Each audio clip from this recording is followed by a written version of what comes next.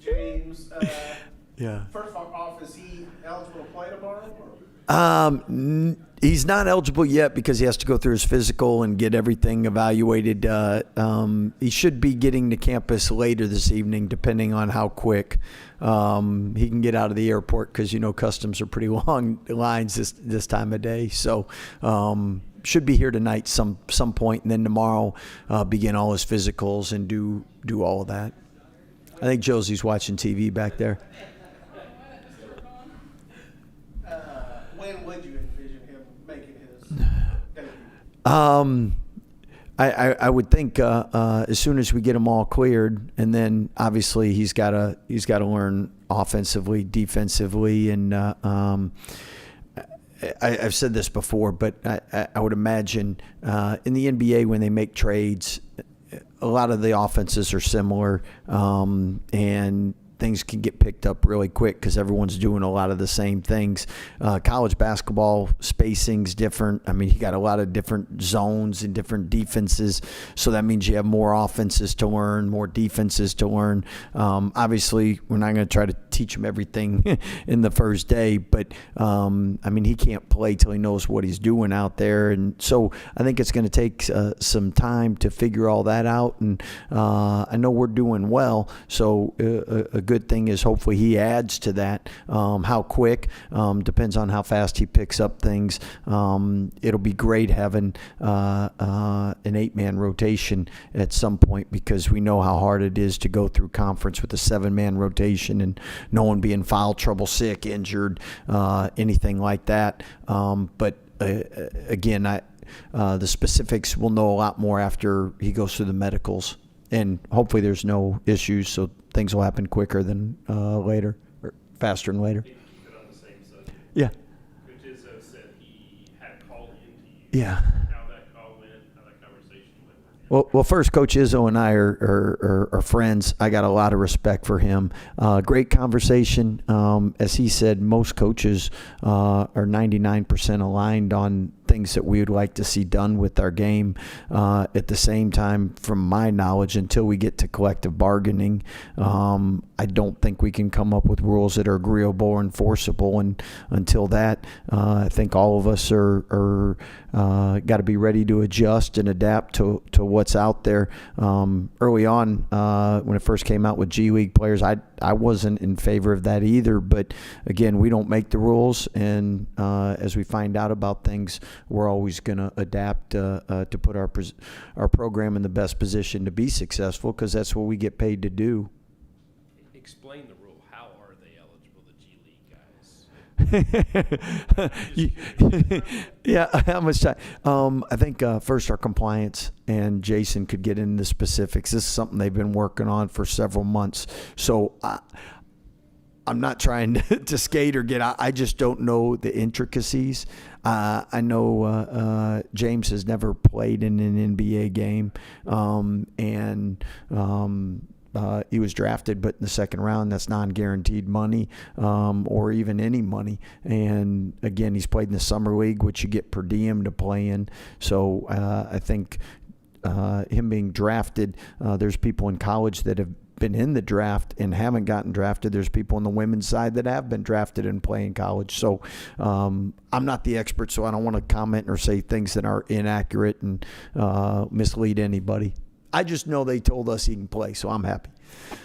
Coach, if you're able to talk about it, how long was this kind of in the works? Was it maybe when Bodo was hurt, or Yeah. or when did you kind of have your eye on James? Well, normally there's going to be injuries. You just don't plan on 2 season-ending injuries, and then JJ has been in an extended injury. So with 3 guys out, we knew we needed to add someone at semester, and every coach is going to try to add the best player that they can get, and that fits the culture, fits the team. James is a great young man, raised in the church. Mom worked in the church, played the piano in the church. I mean, and somebody that obviously has great measurables. I mean, 7'7" wingspan, 255, 7 foot, and that's why he was drafted high. As far as now, can his production meet his potential? And obviously, we felt he fit our culture, could fit our team, not disrupt things, but add to it. And we know it's going to take time. I mean, you don't. We just got off the holidays. I ate as much or more than anyone, and I can tell you, when the cookies are first made, you can't take them out till they're actually baked. You know, cookie dough is good, but my point is, a cake has to get to the finish time. Same thing with anything you're baking, cookies wise, dessert wise. With us, our team's going to be much better a couple weeks from now, and until that point, what can he add or help until he gets caught up to speed? And kind of off that, with his EuroLeague experience, how do you think he's going to make some of the other guys better, and what do you think they're going to learn from him throughout the rest of the year? Well, I think the first thing is his physicality and size, and knowing just from my talking with him who he is and what his role is. I mean, he's players that are self-aware and star in their role. He knows what his strengths are, and it sounds like he wants to play to them rather than sometimes you worry that players don't know what skill set they really have, or people have always said you got to do this to get in the league or get this, so they try to do things that they're not gifted at, and this isn't the time. This isn't trial and error. In summertime, work on your game. When it's season, bring what your strengths are and help a team win. And I think from my conversations with him and our staffs, obviously that's what he intends to do, and he'll fit in with the guys. He'll fit in with our culture, and as quick as he can learn our style of play and adapt, the more we can put him out there. And again, he'll be a much better player at the end of the year than he is in the first couple weeks. You referenced JJ. What's his status? He's still out. With Bodo, he was trending toward, we didn't think he was going to be out, and then he had season-ending surgery. Obviously, MP was out with the ACL. And with JJ, he's doing a good job, and there is no timetable, but, I mean, it's not within the next week or two, though. How important is it just to have a game like tomorrow, coming off the holidays, to maybe kind of get back in the rhythm before Big 12? Well, it's much better to have that than a Big 12 game. and then the second thing is we've always, if you have enough time to play a game to get the rust out, and that's always better than practicing. I think our guys would attest to that. So it's a great opportunity for us to get the kinks worked out, have a good opportunity to improve our team, and then be ready for conference come the weekend.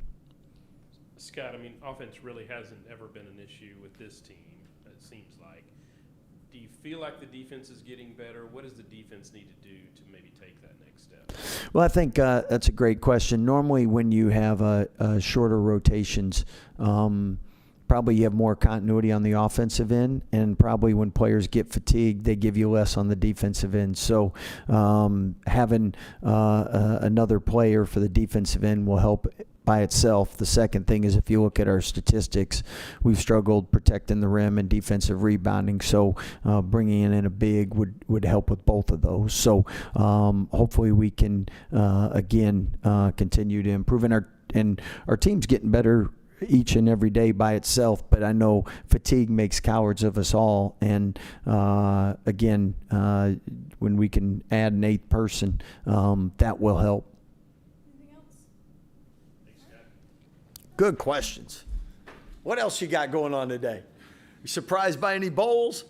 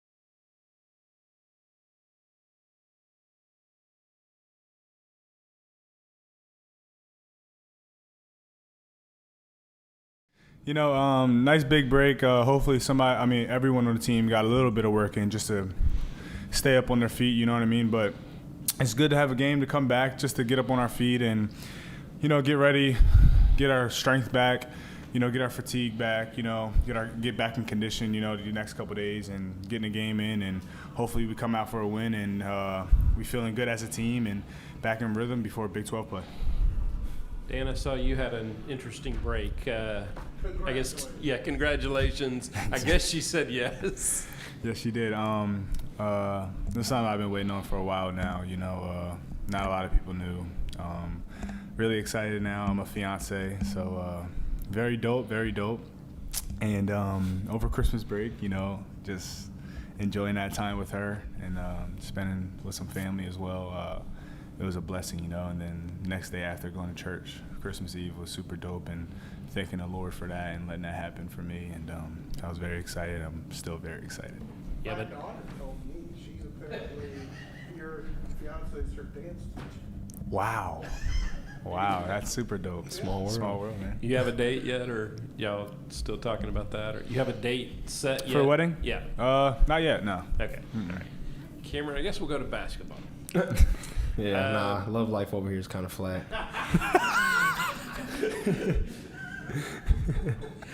It's okay though. You love me.